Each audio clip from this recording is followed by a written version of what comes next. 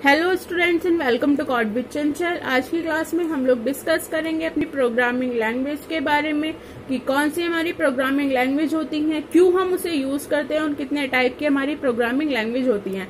So start करते हैं।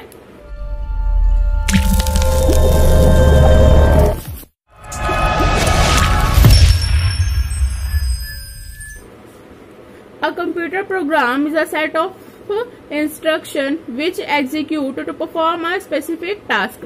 Computer का जो प्रोग्राम होता है उसमें सेट ऑफ इंस्ट्रक्शंस होती हैं जिनको हम एग्जीक्यूट कराते हैं स्पेसिफिक टास्क को परफॉर्म कराने के लिए।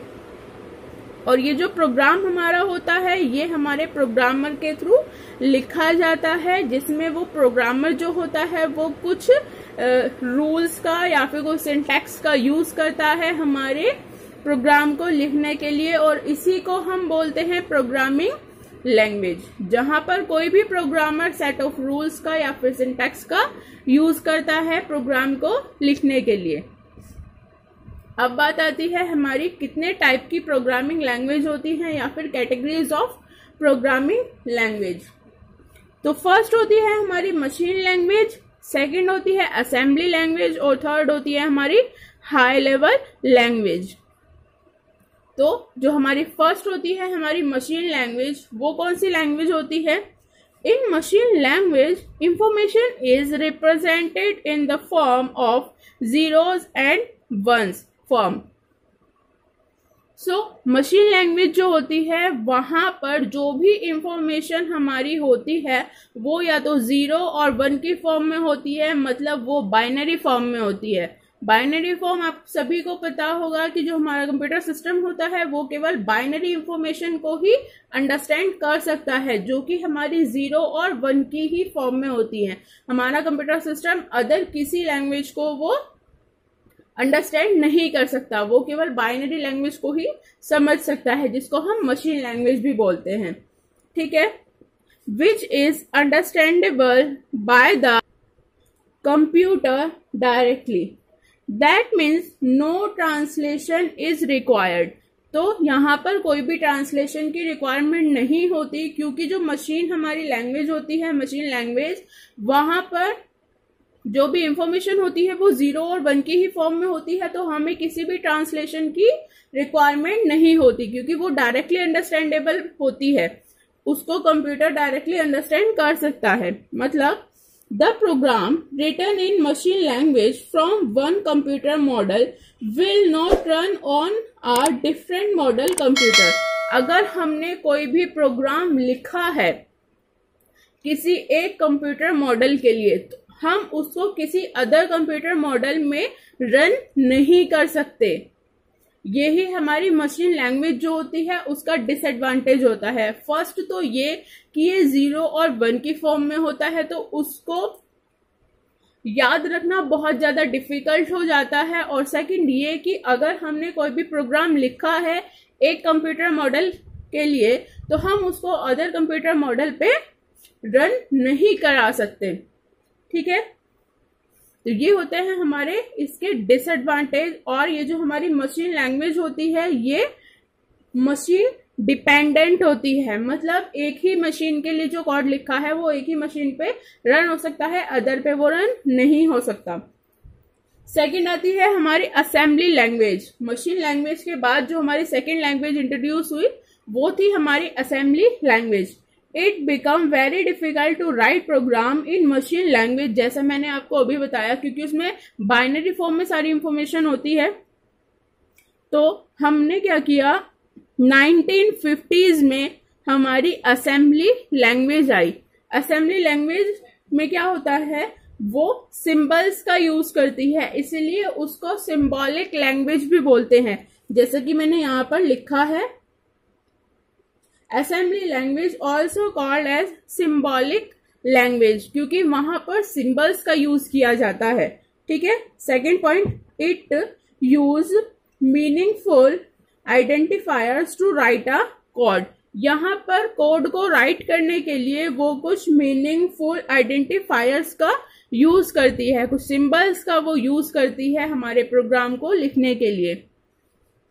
ठीक है। थर्ड, बट जो प्रोसेसर होता है हमारा हमारे सिस्टम का वो केवल मशीन लैंग्वेज को ही अंडरस्टैंड कर सकता है, तो हमें क्या करना पड़ता है, जो हमारी असेंबली लैंग्वेज में जो कोड लिखा हुआ होता है उसको हमें कन्वर्ट कराना पड़ता है मशीन लैंग्वेज के कोड में, और वो हम कराते हैं अपने असेंबलर के थ्रू। जैसा यहाँ पर लिखा हुआ है, but processor do not understand this identifiers. Processor उन आइडेंटिफायर्स को, उन सिंबल्स को अंडरस्टैंड नहीं कर पाता। So the program written in assembly language must be converted into the machine code. जो हमारा प्रोग्राम असेंबली लैंग्वेज में लिखा हुआ है उसको हमें मशीन लैंग्वेज में कन्वर्ट कराना पड़ता है to get execute by the processor, ताकि उसको प्रोसेसर जो है हमारा एग्जीक्यूट करा सके। This work of translation done by the assembler. ये ट्रांसलेशन हमारी असेंबलर के थ्रू की जाती है। सो हमारा जो मशीन लैंग्वेज थी वहां पर हमें ट्रांसलेशन की नीड नहीं होती थी, क्योंकि वो हमारी 0 और 1 की ही फॉर्म में इंफॉर्मेशन को स्टोर कराती थी, और असेंबली लैंग्वेज जो होती है वो सिंबॉलिक लैंग्वेज होती है। इसीलिए यहाँ पर हमें असेंबलर की नीड पड़ी, जो कि हमारी असेंबली लैंग्वेज प्रोग्राम को असेंबलर के थ्रू मशीन लैंग्वेज प्रोग्राम में कन्वर्ट कराती है। नेक्स्ट आती है हमारी high level languages. Assembly language को भी डिफिकल्टी पड़ रही थी, क्योंकि वहां पर भी हमें आर्किटेक्चर जो होता था हमारे सिस्टम का उसको रिमेम्बर करना पड़ता था, क्योंकि असेंबली लैंग्वेज जो होती है वो हमारी सिंबॉलिक लैंग्वेज होती है, और सिंबल्स को भी याद रखना बहुत डिफिकल्ट हो रहा था। इसलिए हमारी नेक्स्ट लैंग्वेज जो आई वो थी हमारी हाई लेवल लैंग्वेज। यहाँ पर क्या होता था, जो high level languages are machine independent, वो हमारी मशीन इंडिपेंडेंट लैंग्वेज होती थी। मतलब अगर हमने एक सिस्टम पे कोई प्रोग्राम बनाया है तो हम उसको अदर सिस्टम पे भी रन करा सकते थे। It means that now there is no need for programmers to know the architecture of program before writing a program on it। जैसे हमें प्रोग्रामर जो होता है उसको कोई भी प्रोग्राम को लिखने से पहले उसको किसी भी कंप्यूटर का आर्किटेक्चर को रिमेम्बर करने की नीड नहीं होती थी, ठीक है। As in case of machine and assembly language, जैसे हमें मशीन लैंग्वेज और असेंबली लैंग्वेज में रिक्वायरमेंट होती थी कि अगर हम कोई भी प्रोग्राम लिख रहे हैं किसी भी सिस्टम पे, किसी भी कंप्यूटर पे, तो हमारी जो मशीन लैंग्वेज होती थी उसमें डिसएडवांटेज यही था कि एक मशीन पे अगर हमने कोड लिखा है तो हम उसको दूसरी मशीन पे रन नहीं करा सकते थे। एज इट इज हमारा असेंबली लैंग्वेज में भी होता था। बट जो हमारी हाई लेवल लैंग्वेज होती है उसमें होता है कि अगर हमने एक सिस्टम पे कोई प्रोग्राम बनाया है तो हम उसको दूसरे सिस्टम पे भी रन करा सकते हैं।